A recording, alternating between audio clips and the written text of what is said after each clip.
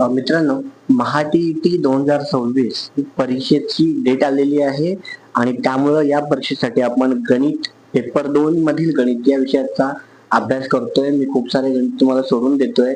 आपण PYQs घेतोय, म्हणजे प्रिव्हियस इयर्स क्वेश्चन घेतोय आणि याच्यामध्ये आपण आज महाटीईटी 2024 मधील पेपर जो होता त्यातले गणित भाग 2 चे प्रश्न, खूप सारे प्रश्न सोडून घेणार आहोत.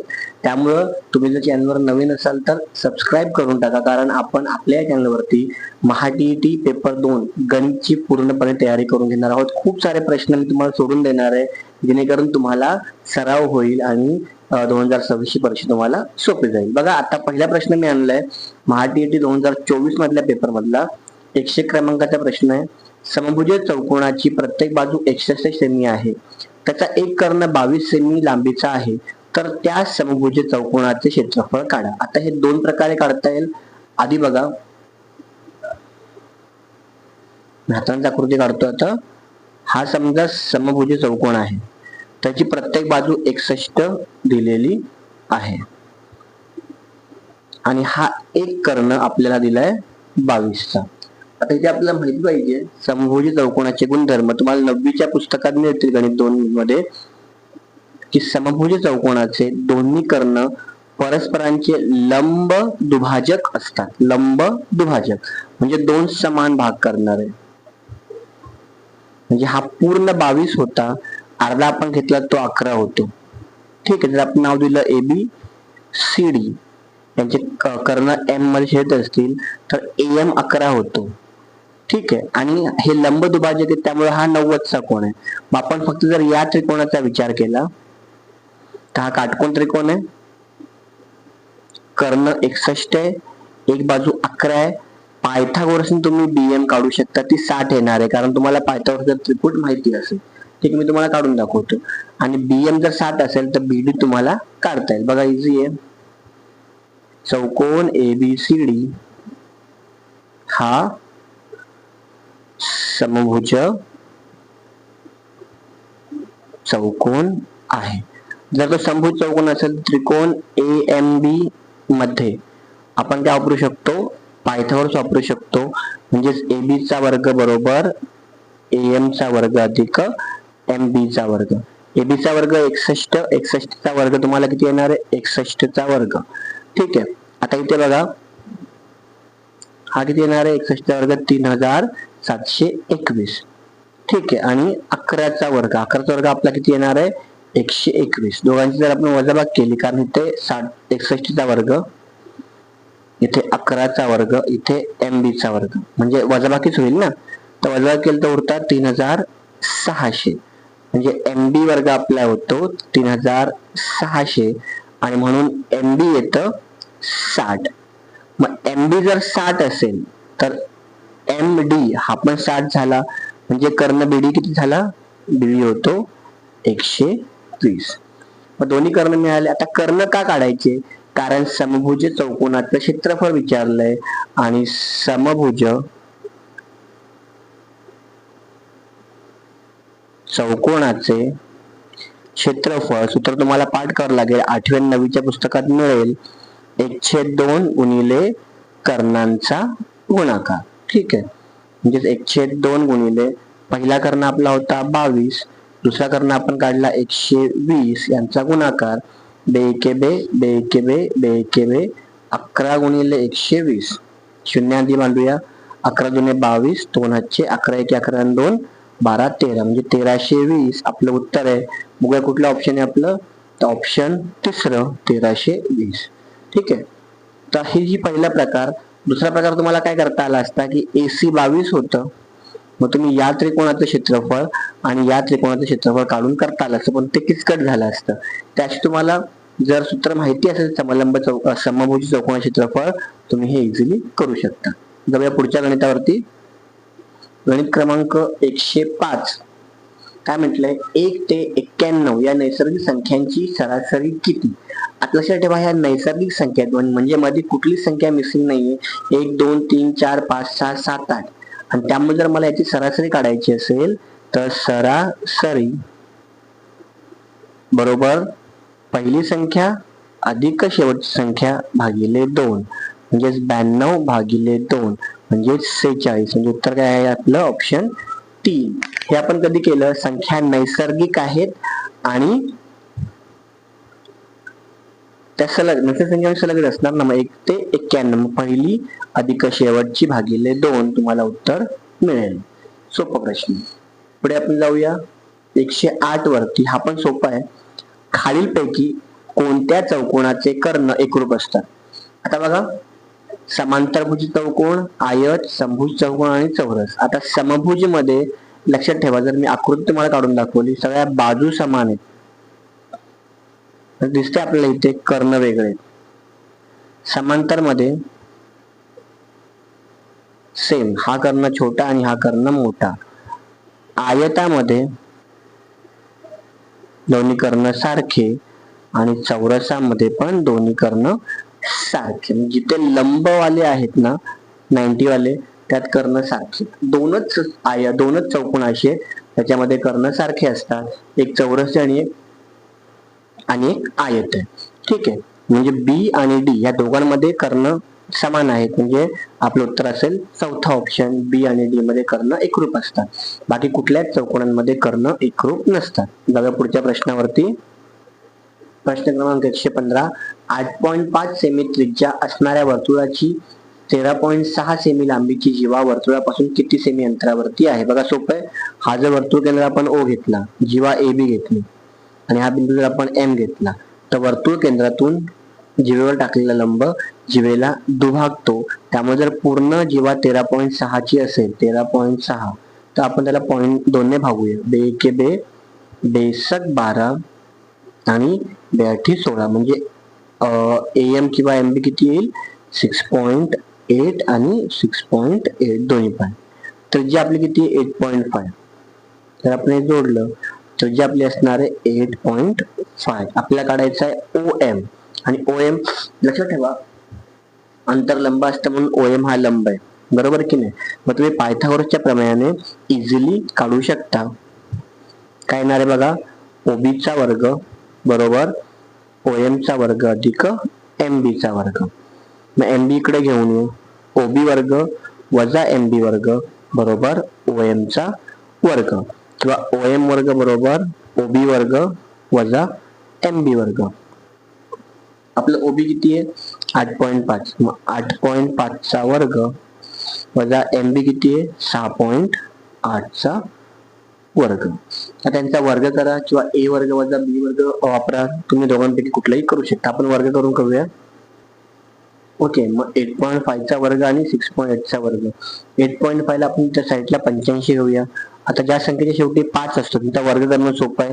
5 चा वर्ग 25, 8 नंतर येतात 9, 9 8 72, म्हणजे आपलं उत्तर किती आलं 7225. एका संख्येनंतर पॉईंट होता, मग वर्गामध्ये 2 संख्येनंतर पॉईंट येणार आहे 72.25.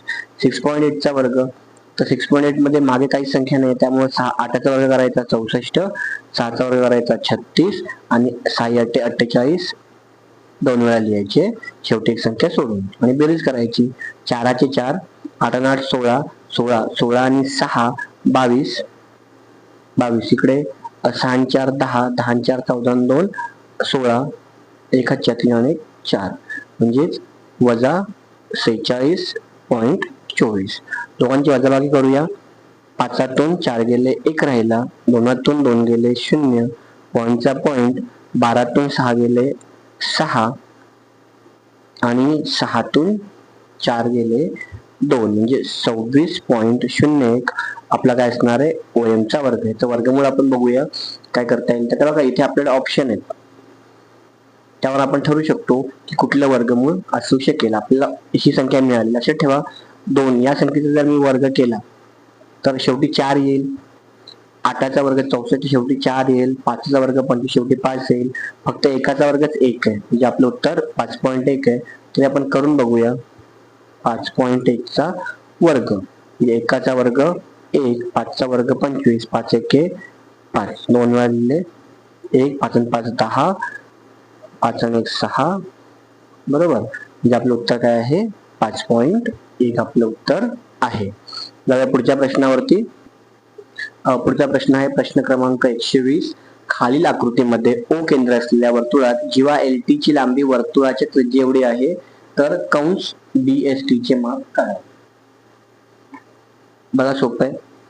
LT चं माप त्रिज्या एवढं आहे आणि BL हा व्यास आहे, बरोबर. म्हणजे LT ही BL च्या निम्मी आहे. त्याच्या आकृतीवर फोकस करूया. तुम्हाला मी पहिले समजावून सांगतो कसं काय ते.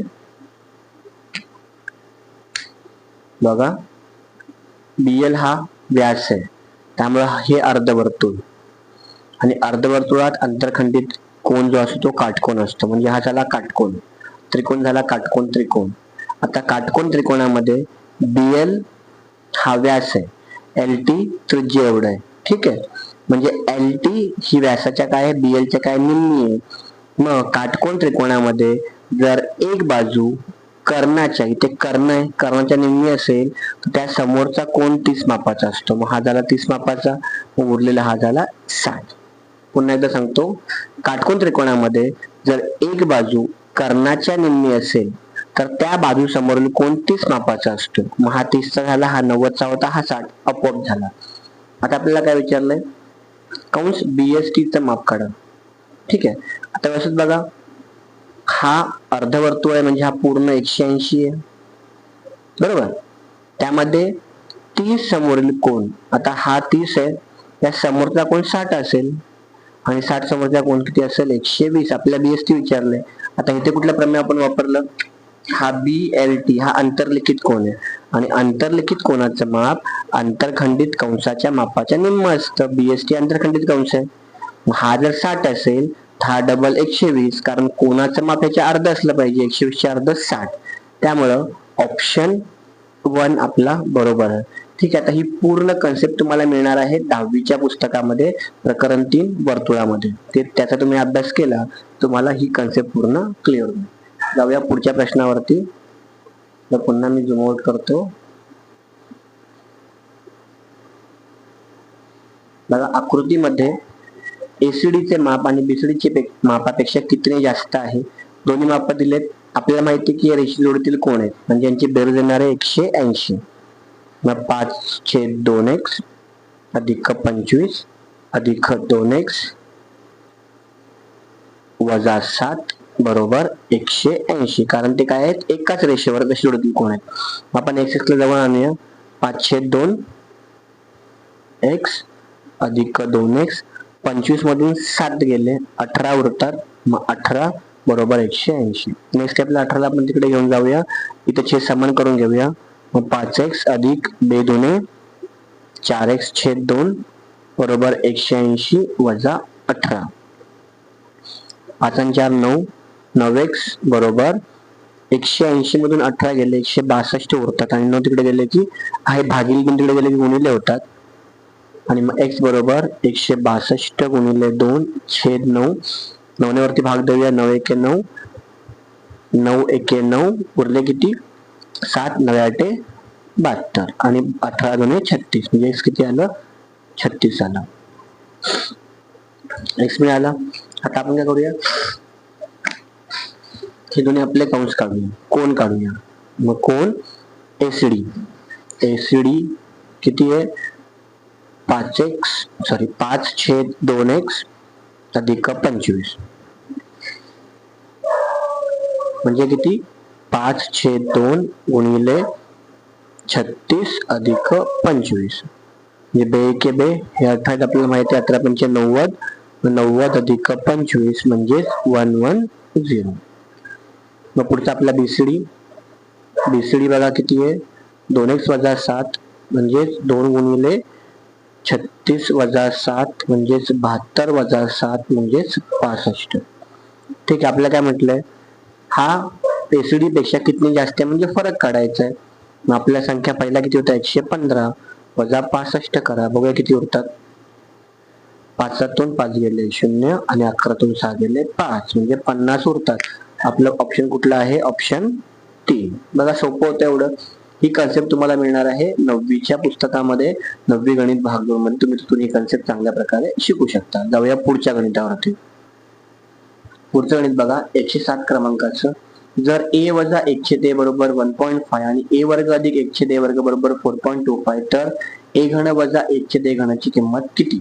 आता सोपं आहे, तुम्हाला फक्त घनाचं सूत्र माहिती पाहिजे. जर मी सूत्र घेतलं a वजा b कंसाचा घन, तर इथे पहिल्या पदाचा घन वजा 3 गुणिले पहिल्या पदाचा वर्ग दुसरा पद अधिक 3 गुणिले पहिलं पद दुसऱ्या पदाचा वर्ग वजा दुसऱ्या पदाचा घन. हे सूत्र तुम्हाला जर पाठ असेल, हे तुम्हाला 8वीच्या पुस्तकात मिळणार आहे. सूत्र पाठ असेल तर तुम्ही चांगल्या प्रकारे हे गणित करू शकता. आता इथे आपण फक्त आपली संख्या घेऊया. a वजा 1/a चा घन जर मी घेतलं तर a चा घन वजा 3a वर्ग गुणिले 1/a अधिक 3a गुणिले 1/a चा वर्ग वजा 1/a चा घन. इथे हा वर्ग आणि हा एक कॅन्सल होईल, इथे हा वर्ग आणि हा एक कॅन्सल होईल. आता आपल्याकडे शिल्लक काय राहते बघा, a वजा 1/a कंसाचा घन बरोबर a घन वजा 1/a घन, कारण की आपल्याला किंमत काढायची, वजा 3a, 3 जर बाहेर घेतले कॉमन काढले तर मला आतमध्ये काय म्हणायचे, a वजा 1/a. बाहेर वजा काढल्यामुळं आतलं चिन्ह बदललं. आता यामध्ये ही किंमत आपल्याकडे आहे, ही किंमत आपल्याकडे, आपण किंमत काढून टाकून उत्तर काढू शकतो. किंमत काय 1.5, माहिती काय येणार आहे 1.5 चा घन बरोबर a घन वजा 1/a घन वजा 3 गुणिले 1.5, याची किंमत 1.5 आहे. मग 1.5 चा घन किती येईल, तर तो येणार आहे 3.375, 3.375 बरोबर a घन वजा 1/a घन वजा 15 × 45, तिकडे आले की अधिक होतील, मग 3.375 तिथे पॉईंट येईल प्लस 4.5 बरोबर a घन वजा 1/a घन. यांची बेरीज करूया आपण, 3.375 आणि 4.500. लक्षात ठेवा, अशी बेरीज करताना पॉईंटच्या खाली पॉईंट यायला पाहिजे. 5 × 5 7 × 7, 5 × 3 8 आणि 4 × 3 7, मग 7.875 हे आपलं उत्तर आहे. कुठं आहे, ऑप्शन 2 मध्ये. आता ही कन्सेप्ट तुम्हाला मिळणार आहे 10वीच्या गणित भाग 1च्या पुस्तकामध्ये, प्रकरण 2 वर्ग समीकरणामध्ये. ठीक आहे, तिथून तुम्ही ही कन्सेप्ट शिकू शकता. अशा प्रकारे बघा आपण काही गणितात सोडवलेले आहेत, असेच आपण गणित आणखी सोडवणार आहोत. तुम्ही जर आतापर्यंत थांबला असाल चॅनलला सबस्क्राईब करून जा. असेच मी महाटीटी संदर्भातले खूप सारे गणिताचे व्हिडिओ आणणार आहे. भेटूया पुढच्या व्हिडिओमध्ये, तोपर्यंत धन्यवाद.